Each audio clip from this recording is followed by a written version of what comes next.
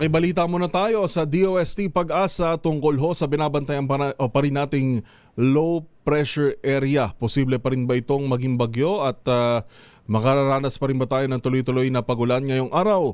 Magbibrigada eskwela pa naman Ms. Chanel Dominguez ng DOST Pag-asa. Ma'am Chanel, magandang umaga. Magandang umaga din po sa inyo at magandang umaga din sa mga taga-subaybay natin para sa ating weather update.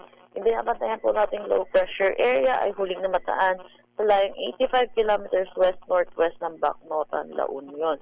Ito pong low pressure area, inaasahan natin magdadala ito ng maulap na papawiri na may mga kalaglag na pag-ulan dito sa Ilocos Region, Abra at Benguet.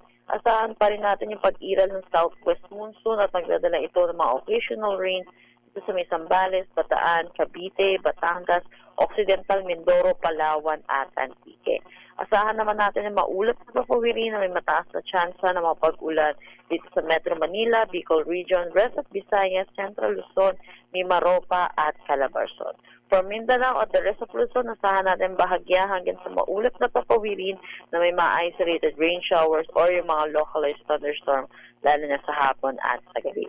Ito pong low pressure area na binabantayan natin, hindi natin inaalis yung posibilidad na maging isang ganap na bagyo. Patuloy po natin itong minomonitor. Pero kung ito po ay magiging bagyo or mag-stay bilang low pressure area, asahan po natin yung southwest monsoon ay magdadala po ng mga pag-ulan lalo na dito sa western section ng ating bansa, kasama na rin ang Bicol Region at Visayas. Kaya pinag-iingat po natin mga kababayan natin sa mga posibilidad ng mga flash flood at mga pagguho ng lupa. Yan po muna latest dito sa Pag-asa Weather Forecasting Center. Chanel Dominguez po, magandang umaga. Ma'am Chanel, sa nakikita natin, parang papalabas na ng PAR itong LPA? Yes po, ito po yung nasa West Philippine Sea na rin naman po at patuloy po itong babaybay po. Palabas din po ng ating PAR. Alright, maraming salamat po Ma'am Chanel. Magandang umaga. Salamat din po. Bagong balik.